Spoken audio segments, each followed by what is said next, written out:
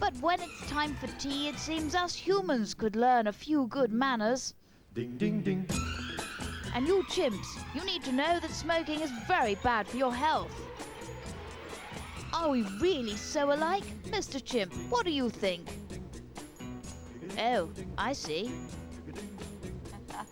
Now, in our Edinburgh studio, a man who's unravelled the characteristics of chimps, are supposed to be, but he's made a monkey out of us this morning and he hasn't turned up. So, Miss Esther. Well, what I was reading, Miss Esther, I'll tell you what they thought. They've been looking at chimps for over 151 years, direct observations here.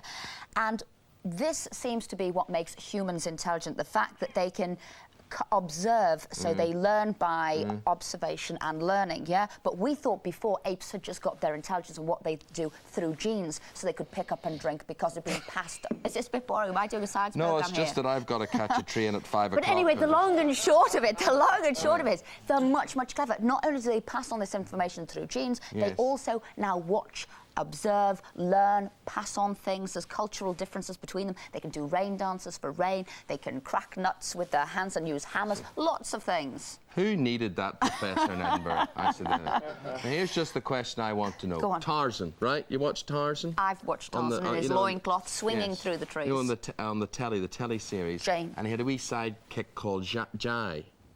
Jai. He didn't watch it. No, what was the monkey called? Was that the monkey? His monkey was called Cheetah. Cheetah. Well, who's Jai? Oh, who's Jai? Look, wait a minute. I just want to make a point. Why would you have a monkey called Cheetah?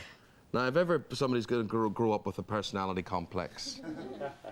Anyway, let's go to Hollywood now, right, in the absence of Edinburgh. And he's gone a long way since the full Monty, all the way to Hollywood, and that is where Duncan Wood caught up with Mark Addy, fully dressed as Fred Flintstone. We've got an exclusive look at the making of the new Flintstones movies, Monkeys or Not. All right, ready?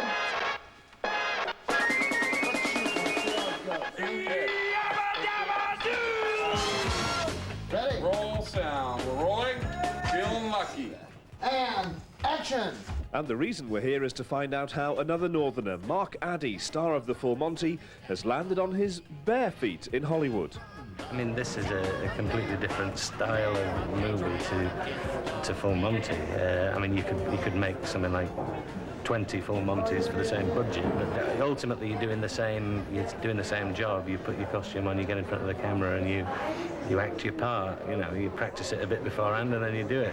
And according to the man calling the shots, Mark's giving a rock-solid performance. He is just gushing with humanity, and he has a wonderful everyman quality about him that epitomizes Fred Flintstone. And yes, he's had to work hard on erasing that York accent. Dialect coach Michael Buster was given the task of putting the yabba dabba doo into Mark's repertoire and giving him a gravelly voice. I help him listen for the rhythms, the melodies of it, where the voice is placed, and you'll hear he does a wonderful job. Flintstones, meet the Flintstones, they're the modern Stone Age family. Just when you thought it wasn't possible to go any further back in time, this movie does exactly that. The Flintstones in Viva Rock Vegas is a prequel and has a cast and crew of 135. It reveals how Fred and Wilma and Barney and Betty all met up. Basically, Fred and Wilma meet and fall in love. It's like a romantic comedy set against the backdrop of this madness. Fred, let's move on. Beautiful. This is absolutely fascinating. We're on the set. They've built 4 different locations inside this sound studio. And up there is the backdrop to the whole Viva Rock Vegas. Instead of the golden nugget, they've got the molten nugget. Let's clear now. Providing the gems alongside Mark on and off set is Stephen Baldwin. The Flintstones is my 26th feature film, and it's the first time I can wholeheartedly say I can't believe they're paying me to do this. That's how much fun I'm having. Yeah? Yeah, and mean it, really mean it. It should be fun for audiences too when it's released next summer, with more than 200 special effect shots. Plus nearly 20 creatures from Jim Henson's Creature Shop in London, and then putting makeup on Joan Collins and all the other women every day is a special effect on its own. Yes, you heard right. Joan Collins is Pearl Slaghoople. Of course, there's Joan Collins, who I've lusted after since I was Well, I won't say that. Since I was younger. Joan Collins is playing my mother-in-law, which is a scary prospect, as you can imagine. But it's just, I mean, it's such a fantastic crowd, and the crew are right behind us. It's a lot of fun, you know. It's a great set to be working on. Come on, don't we even get a phone call? And cut it. The Flintstones coming to a cinema near you, just because we were debating Tarzan again. I'm telling you that Jai and Jane were different people. Jai's the little boy then now? Yes. Jane's the woman. And Ron Tarzan's Eli, the a guy Tarzan. called Ron Eli, was Tarzan. There's been lots of Tarzans, But no, though, hasn't the there? one as kids we were growing up and seen on the telly, believe me.